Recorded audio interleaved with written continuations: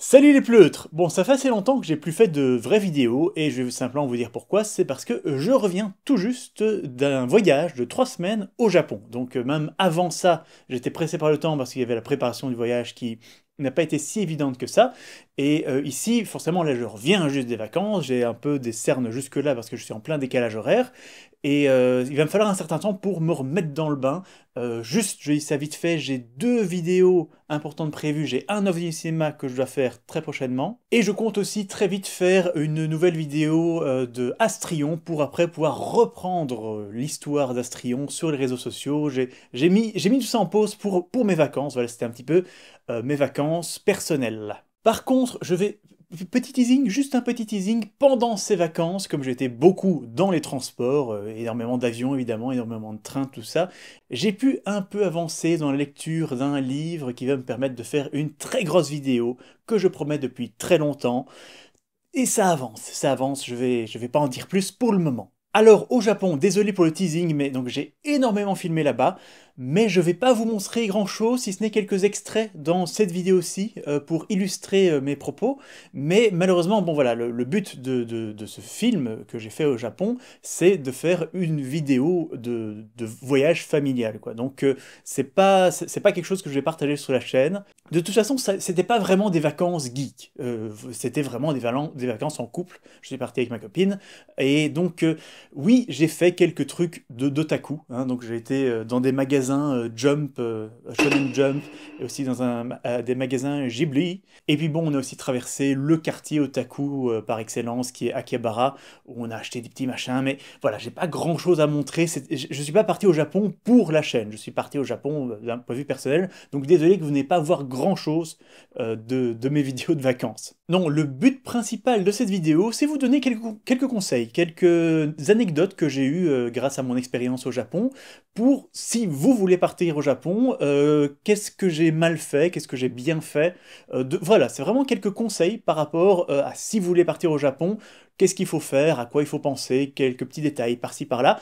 Mais directement, avant de vraiment commencer les conseils eux-mêmes, je vais vous parler du titre de cette vidéo, de mon accroche, qui est La forêt Mononoke Hime. Donc la forêt de Princesse Mononoke. Qu'est-ce que je veux dire par là? Pourquoi j'ai mis ça dans le titre? Déjà parce que ça attire l'attention. En plus, Princesse Mononoke, c'est l'un de mes films préférés, toutes catégories confondues. Donc et forcément, c'est mon film d'animation préféré. Et vraiment, donc, il faut savoir que le design des forêts dans Princesse Mononoke a été inspiré par un endroit réel, et cet endroit s'appelle Yakushima.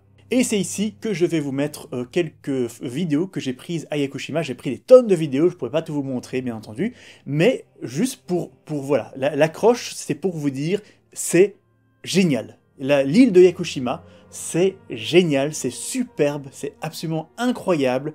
J'ai pas passé assez de temps à mon goût. Je vais pouvoir vous montrer quand même ça. Et si jamais vous allez au Japon, je vous conseille vivement d'essayer d'y aller parce que c'est vraiment incroyable. Ce sont les plus beaux paysages que j'ai jamais vus. C'est un mélange de forêts vraiment luxuriantes, incroyables, un peu de montagne. C'est une espèce d'île volcanique comme ça.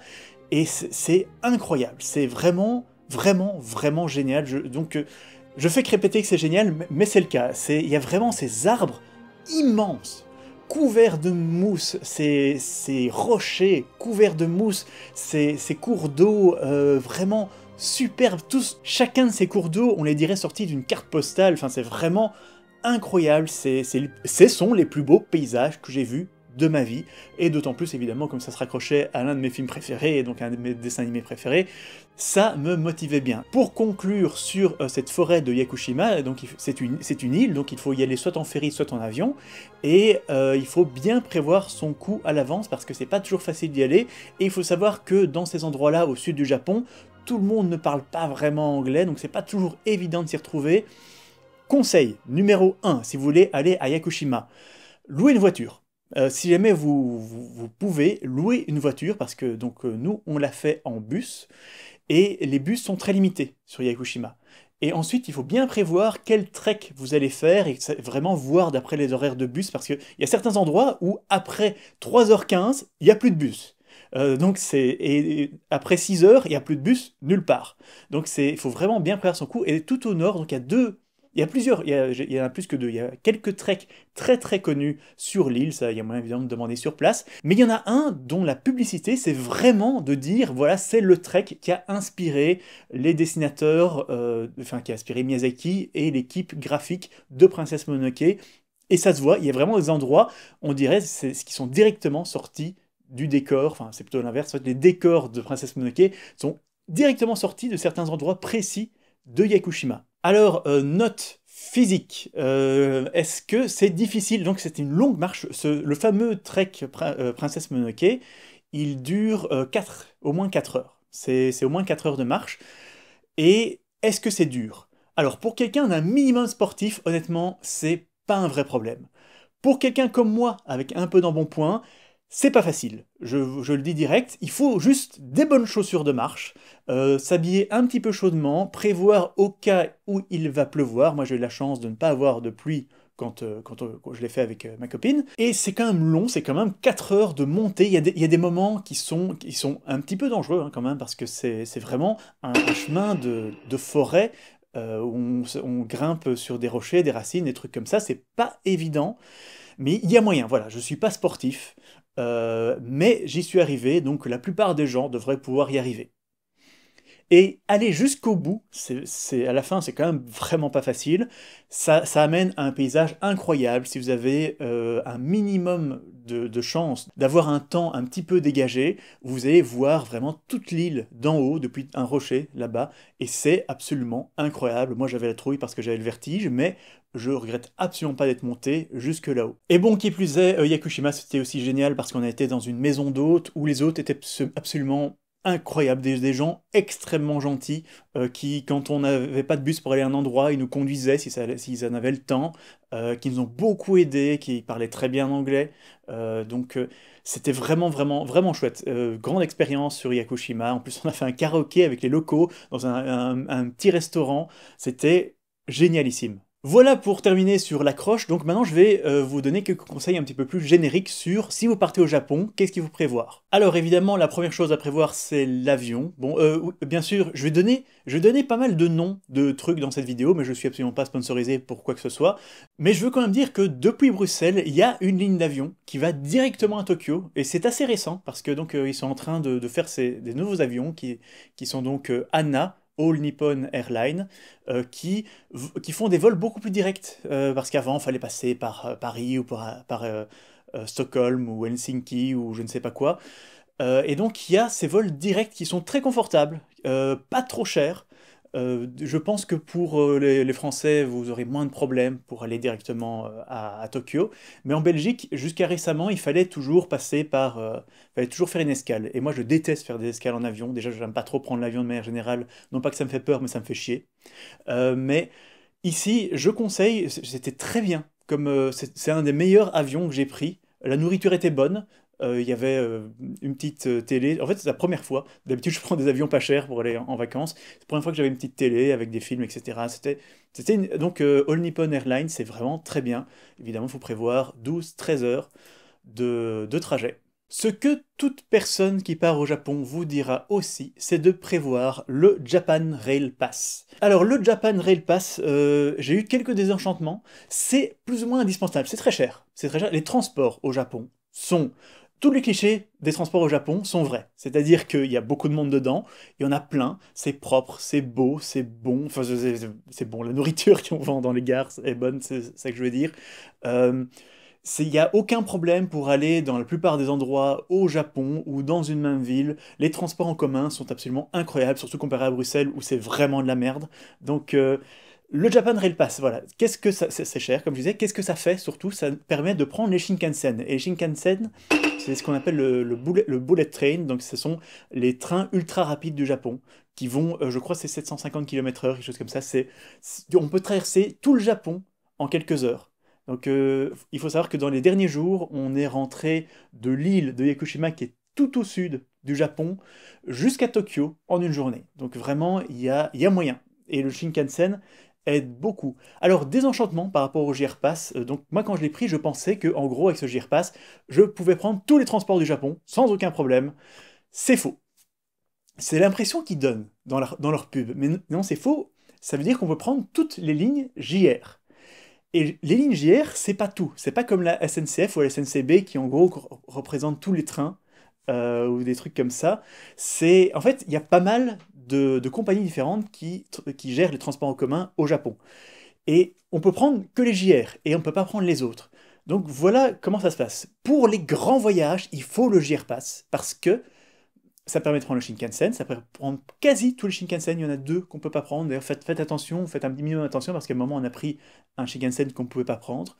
Donc il faut faire un minimum attention, mais c'est pas un gros problème. Pour les longs voyages, le Shinkansen est génial. Dans les villes. Dans les villes, le JR Pass est bien à Tokyo et à Osaka.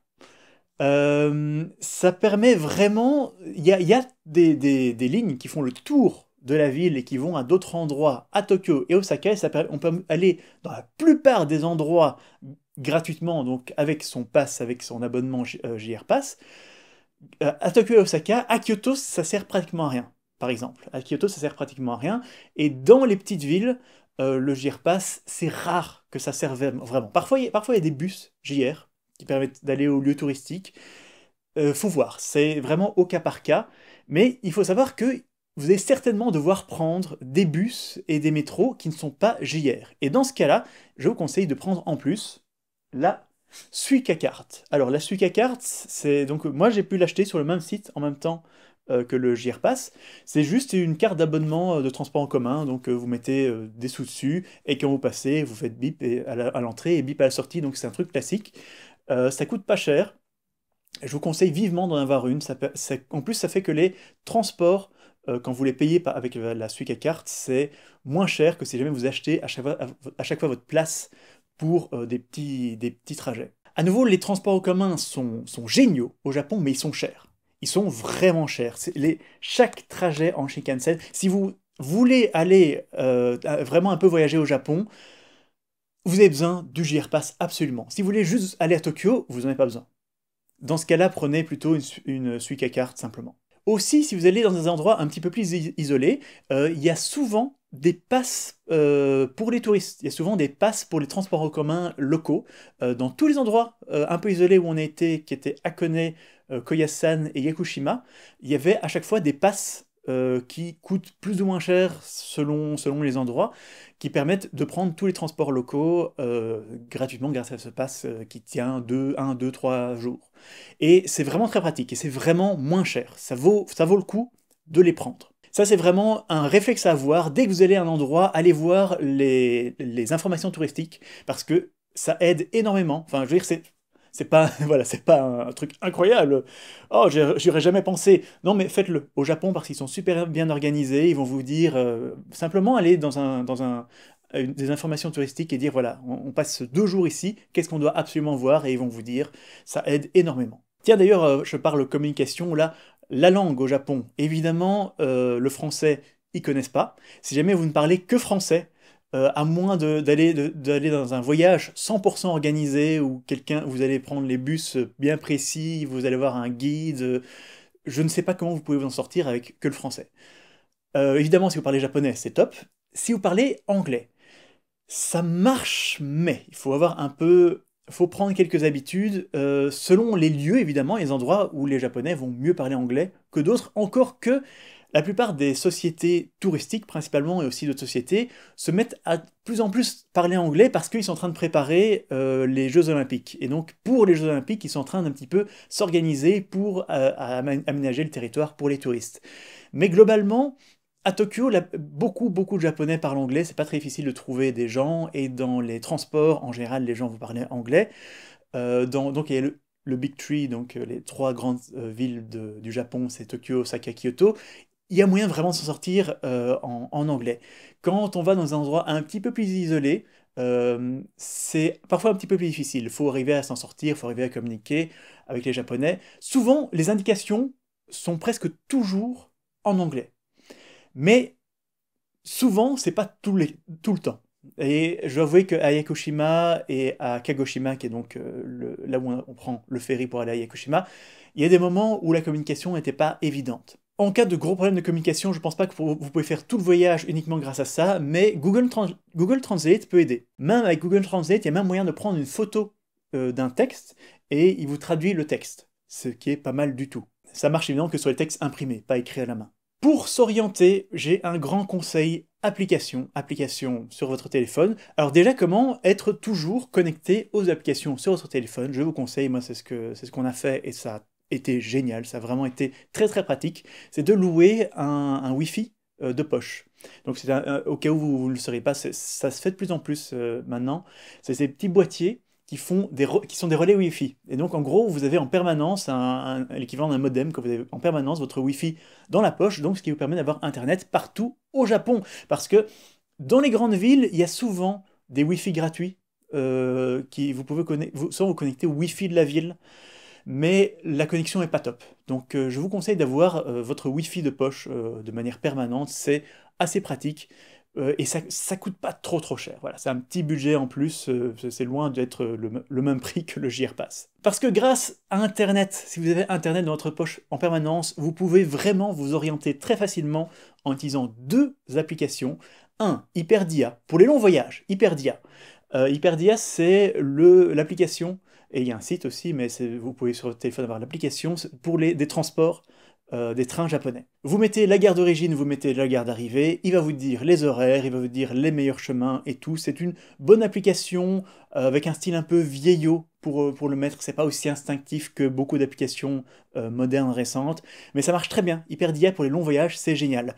Parce que pour les petits voyages, pour prendre le métro et tout ça dans une ville, je vous conseille plutôt simplement Google Maps. Parce que Google Maps, pour les longs voyages, parfois il se trompe, parfois il y a des trains qui l'ignorent, etc. Mais pour voyager à Tokyo, Osaka, Kyoto et la plupart des villes pour prendre les bus, etc., Google Maps marche très très bien. Vous dites simplement je vais à tel endroit, depuis ma position, il va vous trouver le chemin, il va vous trouver le meilleur tram, etc. Et en plus, il indique sur le chemin qu'il vous donne si vous prenez des transports en commun JR ou d'une autre société. Donc ça, c'est vraiment génial, ça peut permettre de vous dire, ok, il y a celui-là qui est rapide, ah mais c'est pas JR, ah mais il y a celui-là qui prend seulement 2 minutes de plus, et c'est JR. Et donc avec JR, vous allez gratuitement grâce à votre JR Pass. Autre conseil pratique, les Japonais adorent le cash, l'argent cash. Moi, je veux dire, en Belgique, je dois avouer que je paye de plus en plus avec simplement mes cartes de crédit, etc. J'ai de moins en moins souvent du cash sur moi. Au Japon, ça marche pas. Au Japon, la plupart des restos, la plupart des endroits, à part les grands établissements, les grands supermarchés, les grands restaurants, la plupart du temps, vous devez payer en cash. Donc il faut avoir beaucoup de yens sur soi en permanence. Donc si vous pouvez retirer des yens à un prix avantageux dans votre ville avant de partir, faites-le. Sinon, vous pouvez retirer des yens, évidemment, sur place, avec votre maestro ou n'importe quoi, dans la plupart des distributeurs de billets. Pas tous, attention, il y a certaines banques qui n'acceptent pas les cartes étrangères. Aussi, évidemment, avoir une visa machemé parce que vous ne pourrez jamais payer dans un restaurant ou quoi avec une maestro ou quelque chose comme ça. Ça marche pas. Donc, bon, ça, c'est conseil normal, mais si vous avez une visa, ça vaut mieux quand même. Enfin voilà, pour conclure sur les transports en commun, c'est génial. Le Japon, les transports en commun au Japon, c'est absolument génial. C'est super pratique, c'est très bien indiqué. Les gens vous aident facilement parce que les Japonais sont très gentils. Les Japonais sont vraiment très bien. Vous pouvez demander, même s'ils ne parlent pas anglais, ils vont essayer. Ils vont essayer et probablement que ça va marcher. Vous pouvez leur montrer le téléphone, je vais aller là. Ils vont essayer de vous aider. Et ça c'est vraiment le truc. Vous allez parler à un conducteur de bus qui parle pas vraiment anglais et il va faire plus que beaucoup de conducteurs. Je veux dire, je parle à un conducteur de bus ici à Bruxelles, il va m'envoyer chier, il va même pas vouloir parler avec moi. Ici, non seulement il va vous aider, non seulement il va faire de son mieux pour vous indiquer, pour vous aider, mais même quand vous êtes descendu du bus, il va vous dire attention, non, faut pas partir par là, il faut aller par là. Les Japonais sont des gens très gentils. Il y a même eu un moment, voilà, avec ma copine, on était en train de regarder sur notre téléphone, on était un peu perdu dans une gare. Il y a une vieille dame japonaise qui vient nous approcher, qui nous dit en anglais, est-ce que je peux vous aider? Et directement, enfin voilà, ça c'est vraiment exceptionnel. C'est très sûr aussi, comme pays, au cas où vous ne le sauriez pas, c'est très sûr, il y a quasiment pas de vol. Si jamais vous oubliez votre valise quelque part, eh ben, vous pouvez y retourner, il y a de bonnes chances qu'elle soit encore là. Les seuls vols qui ont vraiment lieu, ce sont surtout faits par des étrangers. Tout est propre aussi, au Japon, enfin la plupart des endroits sont vraiment propres, à part Osaka. Il y a certains quartiers d'Osaka qui sont un petit peu sales, mais Tokyo, tout est vraiment nickel, tout est nettoyé. Les trains sont nettoyés vraiment partout, les toilettes sont propres partout. Vous allez dans une gare à Bruxelles à nouveau, là, les toilettes vont être dégueulasses. Ici, les toilettes sont propres. Les toilettes japonaises, en plus, vous avez certainement déjà vu des images, ces toilettes japonaises, où il y a de la musique pour pas qu'on vous entende péter, où il y a un jet d'eau qui vous nettoie le cul. C'est une expérience. Si vous allez au Japon, il faut tester les toilettes japonaises, ça fait partie du truc. Faites attention de ne pas tomber sur des toilettes traditionnelles japonaises, parce que ça, c'est un petit peu comme des toilettes à la turque. C'est un petit peu plus embêtant. Avant d'aller plus loin, je vais quand même dire quelques détails, quelque chose qui ne m'ont pas plu au Japon. Voilà, il y a des petits machins comme ça qui m'ont pas plu, qui m'ont un petit peu énervé. Et la première, elle est très simple. Il n'y a pas de poubelle publique. Il n'y a pas de poubelle publique, il n'y a pas de poubelle dans les rues. Donc, en plus, comme il y a énormément de distributeurs au Japon. Vous allez prendre des bouteilles d'eau, il y a plein de distributeurs partout. D'ailleurs, vous pouvez souvent payer avec votre Suica carte dans pas mal de petites restaurations, pour les distributeurs, des trucs comme ça peut toujours servir. Et donc, il y a plein de distributeurs, vous allez vous prendre à boire, vous allez acheter un petit bento quelque part, et vous allez vous retrouver avec des plastiques, des restes, des machins. Qu'est-ce que vous en faites? Vous le mettez dans votre poche. Et ça, c'est chiant. Ça, j'ai détesté. Je me suis retrouvé un moment avec une canette dans ma poche, la canette s'est renversée, il y a le fond qui a sali mon manteau. Je déteste ça. Et en fait, il y a pas de poubelle publique pour une raison très simple, c'est qu'il y a eu une période où il y a eu beaucoup d'attentats, où les gens mettaient des bombes dans les poubelles, et donc ils ont simplement enlevé les poubelles publiques. Donc vous devez garder vos ordures jusqu'à la maison, et ça m'énerve. Ça m'a vraiment énervé.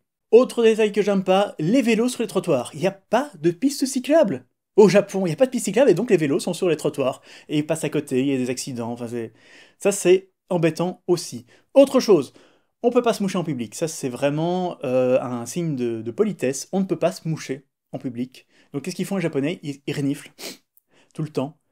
Et déjà, je trouve ça dégueulasse de renifler tout le temps, mais ça évidemment c'est culturel. Eux, ils trouvent que se moucher en public est dégueulasse, moi je trouve que renifler c'est dégueulasse, voilà, c'est culturel, mais moi j'aime pas ça. En plus, j'ai un petit peu le nez bouché de manière chronique, je crois que vous l'entendez un petit peu, et ça m'énerve de pas pouvoir me moucher. D'ailleurs, un autre truc que j'ai pas aimé, voilà, c'est justement les malades qui font ça, ils se mettent les masques, les fameux masques blancs qu'on voit dans les mangas, etc.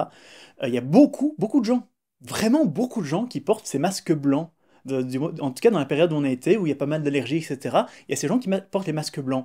Et je regrette, mais ça me dérange.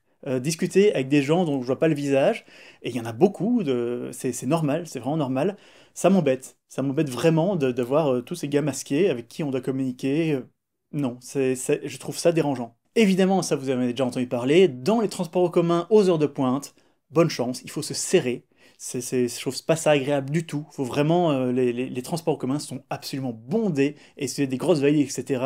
Si vous prenez les transports en commun pendant les heures de pointe, c'est pas agréable. Et enfin, dernier souci, Tokyo est étouffant.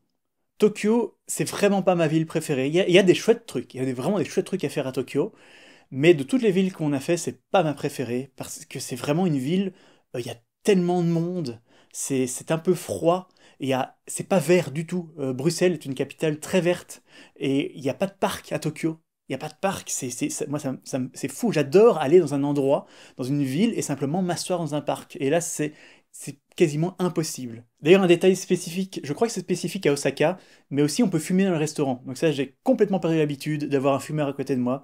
C'est un peu embêtant. Si ça vous dérange, moi ça m'a dérangé. La table à côté qui fume, on n'a plus l'habitude de ça en Europe. Voilà pour mes mini coups de gueule. Par contre, qu'est-ce qui est génial au Japon? La nourriture. Miam, miam, miam. La nourriture japonaise est absolument délicieuse. La viande japonaise est incroyable. Elle est parmi les meilleurs plats que j'ai mangés de ma vie, et pas cher, sont au Japon. Vous pouvez vraiment, si jamais vous êtes sur un budget strict d'un point de vue nourriture, vous pouvez manger pas cher et bien. Vraiment. Vous allez même dans des petits restaurants, dans les gares, c'est pas trop cher, vous pouvez vraiment faire des repas à 500 yens. Bon, à la limite, disons, boissons comprises, etc., ça peut monter jusqu'à 1000 yens pour un bon repas, et 1000 yens, ça fait 7,50 €. Et c'est bon. C'est super bon. En fait, c'est ça la grosse différence par rapport à chez nous, c'est que vous allez dans une gare, même tous les petits trucs sont bons. Il n'y a pas de nourriture, même ce que vous achetez au supermarché, etc., c'est bon. C'est vraiment, il y a une qualité de la nourriture supérieure. Et pour un bon prix, voilà, c'est pas tellement que la nourriture est pas chère au Japon, c'est surtout que pour un faible prix, la nourriture est meilleure au Japon. C'est les petits trucs que vous avez achetés pas cher seront meilleurs au Japon que les petits trucs achetés pas cher que vous pourrez trouver à Paris ou à Bruxelles. Donc on parle des petits restaurants, un truc qui maintenant j'en peux plus en Belgique. Je suis désolé, enfin c'est quelque chose d'un pris l'habitude en Belgique et vous en France vous n'aurez pas le problème. Mais par rapport à la Belgique, c'est un truc que je trouve maintenant dégueulasse ici et j'en ai marre qu'on ait ça en Belgique et je sais que l'Horeca c'est très difficile pour le moment pour eux en Belgique, mais il faut de l'eau gratuite dans les restaurants. L'eau du robinet gratuite, c'est quelque chose que maintenant je demande. C'est quelque chose que je veux en Belgique. Parce que en France, vous avez ça. Au Japon, ils ont ça. Dans plein de pays, ils ont ça. Et en Belgique, on n'a pas l'eau gratuite dans les restaurants. Et je trouve ça. Faut trouver une solution. Je sais que il y a beaucoup de restaurants qui gagnent leur vie uniquement grâce aux boissons qu'ils vendent parce que la nourriture est presque à perte. Et l'Horeca, c'est pas facile pour le moment en Belgique. Mais il faut trouver une solution. Parce que c'est important. C'est un minimum de pouvoir boire gratuitement. Vous allez dans un resto, on vous sert de l'eau. Au Japon, on vous sert du thé en plus. On vous sert du thé gratuit. Vous avez le thé et l'eau gratuite, et c'est tellement agréable. Et ça, je sais qu'en France, vous aurez pas le problème, mais en Belgique, il faut qu'on change ça. Il faut qu'on change ça. C'est quelque chose dont j'aurais peut-être dû parler un petit peu plus tôt, quand je parlais de la communication. C'est aller au Japon, c'est expérimenter ce que c'est d'être analphabète. Il y a des moments où c'est difficile parce que vous ne savez rien lire.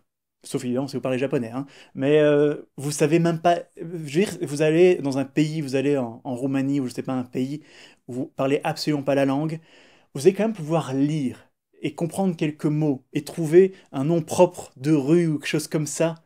Au Japon, les hiragana, les katakana et les kanji, moi je sais pas les lire, je les retiens pas et je les comprends pas. Et donc c'est vraiment expérimenter ce que c'est d'être analphabète. Comme dit ma copine, aller au Japon, c'est le plus gros choc culturel que vous pourriez avoir dans un pays industrialisé. Et il y a des moments où ça peut ne pas être facile. Mais globalement, on s'en sort, on s'en sort, on s'en sort. Avec un petit peu d'anglais, on s'en sort. Pour les geeks, parce qu'il y en a quand même beaucoup qui me suivent, c'est normal, c'est la zone geek. Pour les geeks, le quartier à aller visiter à Tokyo est Akihabara. Akihabara, c'est le quartier des otaku. C'est là qu'il y a tous les énormes magasins de manga, de figurines, d'électronique, d'ordinateurs, etc., de, de, de téléphones portables. Vraiment, c'est le quartier des otaku. Et c'est vraiment un quartier assez incroyable à visiter. C'est un très chouette quartier. Je vous le conseille. Pour les geeks aussi, vous voudriez probablement aller voir le musée de Ghibli, ou de Ghibli, on dit plutôt en japonais parce que ils sont trompés. Ils disent... Non, oui, je sais, en italien ça se dit Ghibli, mais les japonais ils disent Ghibli. Donc voilà, donc je veux dire Ghibli. C'est un peu un mix entre les deux. Donc si vous voulez aller au musée Ghibli, ne faites pas comme moi. Prévoyez votre coup à l'avance, parce que moi j'ai déconné, donc je l'ai pas vu. Comment ça se passe? C'est qu'il faut réserver environ un mois à l'avance le musée Ghibli. Et ça, je ne le savais pas. Donc, je suis arrivé là-bas, j'ai pas pu y aller. Ce qui se passe, c'est que à partir du 10 de chaque mois, ils commencent à vendre les billets du mois prochain. Et donc, il faut vraiment prévoir à ce moment-là, vite les acheter parce que ça part vite, parce que ça a beaucoup de succès. Si vous êtes des vrais fans de Miyazaki, déjà, vous êtes des gens bien. Et si vous voulez voir le musée Ghibli, prévoyez votre coup, achetez les billets à l'avance. Juste, je revois mes notes, des petites règles de politesse, j'ai oublié d'en parler, j'aurais dû en parler un peu plus tôt, qui font pas de mal. Avant chaque repas, on se lave les mains. Avant chaque repas, on vous apporte une serviette pour vous laver les mains. Ne vous lavez pas le visage avec cette serviette, ça c'est pas poli. C'est juste pour vous laver les mains. Autre petit détail de politesse, quand vous êtes dans les escalators, et comme vous allez probablement prendre beaucoup les transports en commun, vous êtes beaucoup être dans des escalators, eh bien, il y a toujours deux bandes. Il y a toujours une bande qui marche et une bande qui ne marche pas. Et il faut savoir que l'endroit où on s'arrête si on ne veut pas marcher dans l'escalator est différent selon la région. À Tokyo, c'est à gauche. À Osaka et à Kyoto, c'est à droite. Où il faut s'arrêter, si jamais vous ne marchez pas dans l'escalator. Donc, regardez ce que font les autres et suivez simplement. Mais il y a plein de petits détails de politesse à prendre comme ça. Autre détail très pratique, si jamais vous avez des lourdes valises et vous avez des petits trajets à faire, qui ne demande pas que vous ayez votre valise à la fin de ce trajet. Les casiers dans les gares sont géniaux. Il y a vraiment plein de casiers, vous pouvez mettre votre valise dans un casier, vous promener, revenir, ça va vous coûter 500 yens, c'est pas si cher que ça, et ça peut, quand vous avez une bonne grosse valise très lourde et que vous avez un voyage à faire dans une autre ville, par exemple, ça c'est un très bon truc à faire, c'est vous avez un hôtel dans l'une des grandes villes, Tokyo, Kyoto ou Osaka, et vous allez visiter les régions. Et donc n'hésitez pas à laisser votre bagage dans un casier d'une gare, c'est bien fait, c'est pas trop cher, et c'est très sécurisé. Alors pour parler un petit peu plus de quelques spécificités propres à certaines villes, évidemment Tokyo c'est un énorme magasin. Tokyo c'est un énorme magasin, vous pouvez tout voir, tout acheter.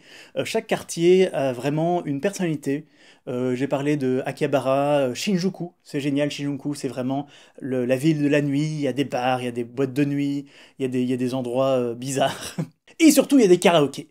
Faites un karaoké japonais, c'est tellement drôle. Je veux des karaokés à la japonaise maintenant à Bruxelles, absolument. C'est génial les karaokés japonais. Et n'hésitez pas à aller dans plusieurs, demander les prix, et puis vous allez à celui qui est le meilleur rapport qualité-prix. Il y a même moyen de trouver des karaokés japonais où vous avez les boissons à volonté. Et donc si vous voulez faire une soirée alcool à volonté, ça peut marcher. Attention à la gueule de bois, simplement. Et faites attention, si vous rentrez très tard, après minuit, il n'y a plus vraiment de transport en commun. Les Japonais ferment tout très vite. Après 18h, la plupart des magasins sont fermés. Après 22h, il y a en général presque plus personne dans les rues. Aussi à Tokyo, un truc que j'ai testé, je crois que c'est à Shibuya, si je ne dis pas de bêtises, un truc que j'ai testé qui est assez génial, c'est le centre de jeux de réalité virtuelle. C'est vraiment un endroit où vous pouvez tester plein de jeux en réalité virtuelle. C'est très sympa, pas trop cher. C'est vraiment à tester. Sinon, voilà, je crois que Tokyo, vous avez une bonne idée si jamais vous êtes à Tokyo, de quoi faire. Mais voilà, comme je disais, Tokyo, moi je trouve ça quand même assez étouffant. Ma ville préférée, c'est Kyoto. Kyoto est magnifique. Je n'ai pas grand-chose à en dire de manière très spécifique, mais Kyoto, je vous conseille vraiment de le faire. C'est une ville beaucoup plus traditionnelle, qui est à la fois traditionnelle et moderne. En plus, à Kyoto, ce que vous pouvez faire, c'est un ryokan. Les ryokan, ce sont les hôtels traditionnels japonais. Alors, il faut savoir qu'il y en a qui sont plutôt modernes, qui sont en gros des hôtels de luxe avec une façade traditionnelle japonaise. Mais si vous allez dans des endroits un petit peu plus isolés, par exemple, moi j'ai fait ça à Hakone, il y a des ryokan vraiment traditionnels. Et là, c'est très cher.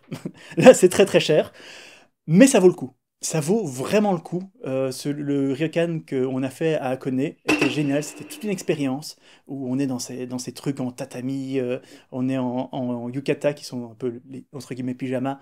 Les gens vous servent, les gens se mettent à plat devant vous. C'est limite un peu gênant. D'ailleurs, petit détail culturel, là-bas, dans les endroits vraiment traditionnels japonais, les hommes sont servis en premier. Ça m'a fait très bizarre. La première fois de ma vie qu'on me sert en premier pendant un repas. Voilà, c'est une petite différence culturelle. Mais le ryokan, voilà, c'est quelque chose que je conseille vivement. C'est la nourriture. Si vous pouvez manger dans le ryokan, vous allez avoir des plats vraiment bons, vraiment variés. C'est une bonne occasion de tester les plats, les petits déjeuners japonais et tout. Ouais. Le ryokan, si vous avez les moyens de le faire, je vous conseille d'absolument en faire un. Celui à Hakone était très très très bon. Dans les petits coins à faire, Koyasan, qui est plus du côté d'Osaka, est sympa aussi. Là, c'est vraiment une montagne avec plein de temples. Et il y a un cimetière immense et très beau, très vieux, très très vieux, qui est très impressionnant à voir. Donc ça, c'est à Koyasan et c'est vraiment un endroit bouddhiste. Si jamais vous êtes intéressé par la culture, la religion bouddhiste, eh ben, Koyasan, vous pouvez dormir dans un temple. Et c'est franchement une expérience intéressante. Mais voilà, donc un de mes gros conseils, c'est Kyoto. Kyoto, magnifique, très beau, les quartiers, il y a plein de trucs à faire, c'est vraiment, vraiment Kyoto. C'est l'une des rares villes dans laquelle au Japon j'ai vraiment juste apprécié de me balader. Juste me balader. Il y a plein de trucs à faire, il y a plein de temples, il y a plein d'endroits, en plus de temples shinto ou bouddhistes, hein, selon, comme vous voulez, parce qu'il y a les deux religions. En plus, évidemment, il y a des trucs chrétiens, mais bon, ça c'est notre histoire. Et Osaka, j'ai pas aimé la ville. Osaka, j'ai trouvé que la ville était plutôt moche, vraiment bondée. Ce qui est sympa à Osaka dans la ville quand même, ce qui est très, très drôle, ce sont simplement les affiches des restaurants et tout ça. Parce que tout est en relief. Il y a vraiment tout ce côté montrer le thème du restaurant en relief avec des énormes statues et tout. C'est assez sympa. Mais j'ai vraiment moins aimé la ville. comme évidemment partout, faire du karaoké, sympa à Osaka et à Kyoto aussi, faire du karaoké. Faire du karaoké est bon partout. Osaka, pourquoi faut aller à Osaka? Pour la nourriture. Voilà, c'est vraiment le centre pour la nourriture du Kansai, qui est très très bonne, qui est délicieuse. Alors évidemment, il y a goûter des okonomiyaki, c'est très bon. Goûter des takoyaki, qui sont des boules de poulpe, c'est très très bon aussi. Euh, les okonomiyaki, c'est un des meilleurs trucs que j'ai mangé là-bas, c'est une espèce de crêpe. C'est un peu entre une crêpe et une omelette avec de la farine, c'est un truc super bon, c'est un peu un fourre-tout, c'est un peu une pizza comme ça, enfin, c'est super.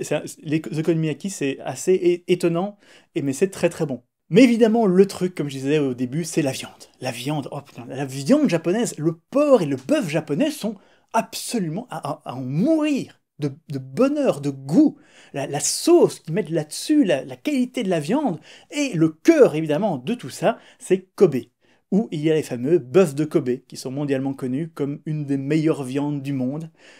Et le bœuf de Kobe, j'ai l'impression que je dis ça souvent, mais c'est très cher, mais c'est à goûter. Et il y a des grands restaurants où c'est cher. Il y a des petits restaurants où il y a moyen de manger des bœufs de Kobe pour un prix relativement raisonnable. C'est de toute façon une viande très chère. Et même les autres bœufs, non pas de Kobe, sont très très bons. Il y a le bœuf noir japonais est délicieux. Et les meilleurs restaurants qu'on a fait et qui étaient vraiment une surprise, on ne connaissait pas ça du tout, ce sont des endroits où ils font des petits grills, ou comme une espèce de petit barbecue au milieu de la table, et tu cuis toi-même ta viande. Et donc tu la cuis juste comme tu aimes, et la viande est tellement bonne, tellement bonne. Mais c'est vraiment, euh, c'est vraiment tripant. Je sais pas, vraiment, j'ai eu parmi les meilleures expériences gustatives de ma vie au Japon. Et selon les régions, le porc est délicieux, le bœuf est délicieux, tout ce qui est poisson évidemment, tout ce qui vient de la mer est délicieux, les sushis, n'hésitez pas à faire ces petits endroits où il y a des trains qui viennent vous servir les sushis, c'est super drôle à faire en plus, c'est ludique, c'est bon. La nourriture au Japon est absolument géniale. Et je crois que j'ai plus ou moins fait le tour, voilà, je vais pas vous faire le guide touristique, évidemment, il faut essayer aussi de faire des onsen, qui sont donc les sources chaudes japonaises, il y en a plein sur Yakushima d'ailleurs, il y en a plein sur Yakushima, il y en a à Kone, il y en a certains endroits spécifiques, n'hésitez pas à essayer ces sources chaudes. Ça fait bizarre au début de se baigner en public, à poil évidemment. Prendre des bains publics, c'est un truc très normal au Japon. Moi, parfois, au début, j'ai eu un peu de mal, et puis après, c'est venu tout seul. Attention que les onsen, il y a les onsen les plus chers et les plus traditionnels, etc. Ils acceptent pas les gens avec des tatouages. Ça, c'est important. Même les petits, ils s'en foutent, ils veulent pas. Parce que c'est lié au Yakuza. Les onsen, c'est à faire, voilà, il y a plein de choses à faire au Japon, vous trouverez vous-même. Voilà, c'était mes petits conseils. Mangez bien au Japon, manger, la nourriture est super bonne. Allez à Yakushima, faites un ryokan. Tout ça, c'est vraiment de l'expérience génialissime. C'était des grandes, parmi les meilleures vacances de ma vie. Je vais encore avoir besoin d'un peu de temps avant de ressortir des vidéos sérieuses parce que je vais monter ma vidéo familiale. J'ai 8 heures de rush quand même à réduire à environ 1 heure. Et je vais travailler là-dessus parce que je dois montrer ça à ma famille. Et ensuite, je reviens aux vidéos. Et voilà, j'espère que ces petits conseils pourront vous servir et pourront aussi évidemment vous motiver à partir au Japon. C'est une expérience. C'est le voyage. C'est le plus beau voyage de ma vie. C'est le plus beau voyage de ma vie, vraiment. Là-dessus, eh bien, je vous souhaite une bonne semaine. Je vous souhaite un bon réveillon bientôt. J'espère qu'on se reverra avant quand même pour une autre vidéo. Et je n'ai plus qu'à vous dire bye bye bye bye.